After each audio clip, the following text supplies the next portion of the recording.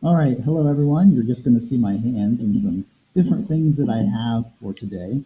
So let me tell you what you're going to need for this activity. Or first, let me tell you the idea of this project. So everyone, even the remote learners, should have received in person or in the mail. So I sent to all of the remote learners an envelope, or I sent it home and you came and picked it up, and inside of that you had three things. You had this packet called Chromosome 17A sequenced that was stapled together.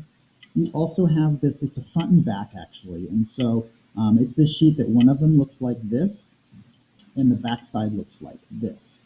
Do not lose this. This is really critical. Maybe I should have sent two of them, but this is really critical that you have this and you'll be able to use this for any assessments we do over the next month, I guess, close to that. So, in this activity, we are going to be constructing a chromosome, and I'm just calling it 17, chromosome 17. I don't know why I picked 17, I just did. And so today, in this first task, this is just going to be the construction of our chromosome. Okay, this is going to be an ongoing process. So if you're in person, then I will be giving this to you, and I will have supplies. You're going to need a pair of scissors. You are going to need some tape. Okay, trust me, I've got some tape here. Um, Hopefully you can find those two items. It doesn't necessarily have to be clear tape. It could be masking tape. You just want to be a little bit careful how you use the masking tape, and I'll explain what I mean by that in a moment. All right, so let's review really quickly. Let's review our typical chromosome that we have talked about. So on my thing here, so on my paper coming draw. Okay. And so hopefully at this point, all of you have been familiar with, and we know that it would have banding here. So this is our chromosome with our two chromatids, our two arms, so to speak. And so we talked about how we name the different regions of this. So let me put in a couple of things here. So we've got the tips of the chromosome, we have the arms of the chromosome, we have this thing in the middle, and then we have this thing at the bottom. Now, do you recall? So I'm going to label these A, B, we'll do C because these are the same thing, and D. So go through and try to think in your mind, what are these different labels? The terms that we use to identify those. So I'm going to make a list over here in case you've forgotten the term. So telomere, and I'm sorry about my writing, and sorry, centromere, P-arm, Q-arm. So A, B, C, D. So those fit on here. So hopefully you identified the telomere. The telomere is labeled C. Those are the tips. Those are the things that keep it from unraveling like the aglet of our shoelaces. The centromere, hopefully you remember that was the middle, and this is where that spindle fiber would attach whenever the chromosomes are getting pulled up around in meiosis and mitosis. This is where it attached. And if this spindle fiber broke, that might lead to that non-disjunction where the chromosome got divided unequally. So if you can imagine, remember, there would be a chromosome over here when they were paired or when they were duplicated, and they would pull, these spindle fibers would pull. If one of those broke, then two chromosomes might get pulled to the cell instead of just one in each. That was the non-disjunction. And then our P arm, hope you remember that was letter A, and our Q arm, our longer arm, was labeled B. So hopefully that was good review.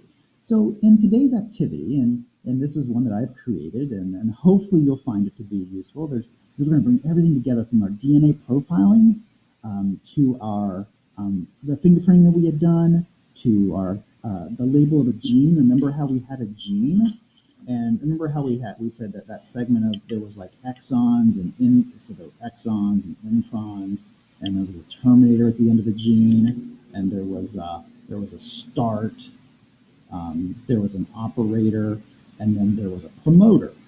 And I know that's kind of messy, but remember that segment of DNA, and that's where we're headed, kind of putting it all together with this activity. And this is going to be an ongoing thing as well. So you won't want to lose your DNA once we make our chromosome.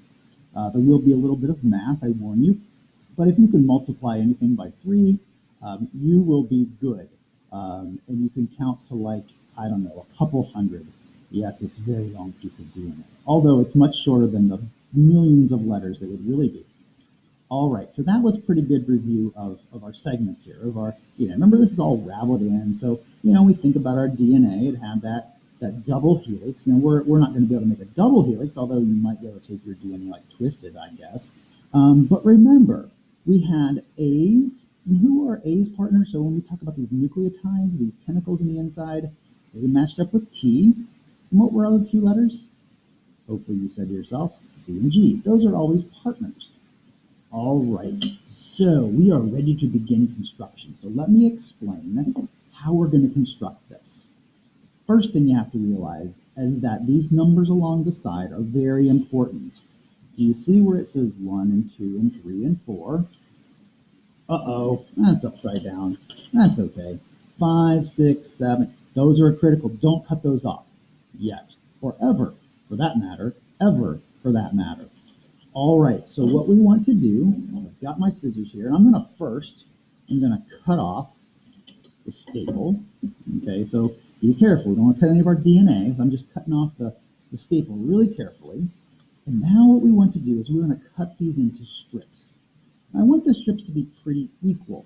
Now, when we cut, and I'm going to do this first one with you, I'm going to cut a little bit above the lettering. So notice how I'm cutting just a little bit above the DNA sequence, okay? And then when I do this strip, I'm just going to cut a little bit, so there we are. I'm just going to cut along the top here, always kind of keeping the same amount of space. We just need a little bit of space at the top there, but we need some space to write underneath. Do not, I repeat, do not go and cut this really close right here. This next one I want to cut just above the next segment. So I'm going to cut carefully. And again, I'm just kind of estimating here. So there's my first strip of DNA. Okay. Now, if you want to keep these in order, I'm just going to take this and I'm going to turn it upside down right here. And then, so remembering that's one, I turned it over so one's on top. That's going to be the beginning. So even if you want to put on here, even if you want to put, maybe I even recommend put a little start. That way we know that's going to be the beginning of our strand of DNA. Then, okay, you're going to take this and I'm going to cut just above the next strand. Okay, so there's strand number 2. Now don't worry if they're not exactly the same width, however I did a pretty darn good job. But I'm going to put 1 down. Let's see, how did I do that? There's 1, I'm going to put 2 on top of that. Now, if these get out of order, is that a big deal? No, because remember, we got the numbers along the side. So I'm going to do that for all of my strips. Now you see why I'm going to give you today to do this. It's going to take you a little bit of time, and I forget how many there are. There's something like 20, maybe 19. I forget exactly. How many are there? 21. There are 21 little strands of this. So there's number 3. And I can really get rid of this little piece here. I can recycle that. Now, at the bottom, you've got this strip that's a lot wider. Now, here would be my recommendation. To keep them kind of all in the same width, I'm going to actually bring this up. I'm going to set this on top here. I'm going to take and I want to cut this about the same width as all my other ones so that my DNA is pretty uniform. So what I'm going to do is I'm just going to take, and you might have your own method for this. I'm going to do kind of at the beginning here, make sure that's lined up all the way over here. You could even like draw a little bit of a line, maybe use a ruler. So I'm going to put this on top, keep them in order. Then I'm just going to go through here and cut that off. Now, I'm not going to do all of these. This video will be extremely long and absolutely just riveting to watch. I realize that. But now I have my 4 strands. Now, I'm going to set my other DNA off to the side here. I'm going to get rid of this for just a moment. And then I'm going to look what I have. So I've got my 3 different strands. I've got them in order here. So 1, 2, 3, 4. So we now want to go find our friendly tape. Now, if you have clear tape, that's going to work the best. But we remember, this is my start.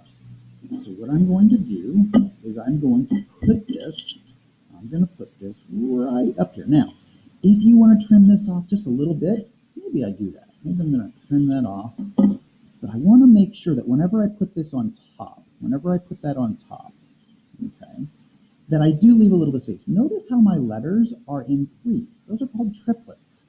So this is a triplet, this is a triplet, this is a triplet. We're going to need triplets because that's how DNA is read. So all of the letters and the words of DNA are always read in groups of three, called a triplet. So with this being here, it is actually best if you would take this and turn it, oops, got my skizzers in the road. I'm going to turn this over. It would actually be best to tape it on the back. So I'm going to take a little piece of tape here. I just got a little piece of tape. Put it on the back. I'm going to make sure my tape doesn't go over the edges. I'll flip that back over, and oh, that was pretty nice. So I've got my TTAGGG. Okay, actually doesn't get covered up. It's a nice little space in between here. And I'm ready to move on to my next segment. So I've got to grab 3. And again, I would leave these numbers here and just trim the ends here. So I'm going to trim that a little bit here. Trim that. I'm going to come over here now. You might say, well, Mr. Acker, could we just put our tape on the front? Well, you could. However, we're eventually going to be writing on this side, so it really is best if you can flip them over carefully, and you'll actually be able to kind of see through them as well. So let me make sure I do this. Oops, I gotta make sure I put this on top of here.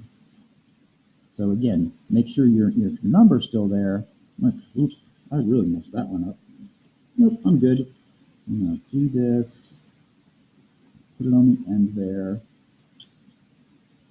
Take a little piece of tape. Now, notice here on this time, the number 3 kind of like stayed there. That's okay. Don't feel like you need to move it over and get it perfect. It's okay. That number isn't important. It's just kind of telling you the third reason. But me being like obsessive compulsive about making sure that things are like really well done, I'm gonna come over here and move that over just a little bit. All right, that makes me happier now that I can't see that. What doesn't make me happy is it got crooked. See how it's like crooked now? So I might put an angle here. So take your time, Mr. Ackert. It's pretty straight. All right, I like that better. I like that better. Now, if you are tempted to put a tiny little piece of tape there, you could put a tiny little piece of tape. If you do a little piece of tape, I would recommend kind of towards the bottom down here. Sorry, my sun just came out, so my camera got a little bit wonky. Let me go close a blind. All right, that's a little bit better. Now, I'm ready to come down and do my 4th strip. So I've got my 4th strip here. I'm going to trim things off a little bit here. Trim that off. I'm going to put it on here. I'm going to carefully flip it over. And this is where if you have somebody at your house, you're a remote learner, somebody who might be able to be helpful here in putting this together. So, oh, that was a good job there, Mr. Ackert. Okay, nice. So we're gonna have lots of little scraps. And so now I've got my first 4. And I said I was just gonna show you the first 4 here, but now you wanna go through and you wanna add 5, 6, 7, 8, and 9. Just remember to trim a little bit at the top. Don't cut too close below. Always cut a top on top of the letters, okay? And then you're gonna have this big, long piece of DNA. And once you're done in this presentation, I want you to take a couple of pictures. Now, if you're using a Chromebook, that's really straightforward. And I'll probably put a little video in the assignment showing you how to do that. But we've done that before. If you don't have a webcam or if you don't have a Chromebook, it's actually pretty straightforward to take one with your phone and then send it to yourself, like email and insert it. So in today's assignment, I just want to see what it looked like in the end. I just want you to like prove that you've actually made this strip of DNA. It's going to be super, super, super long.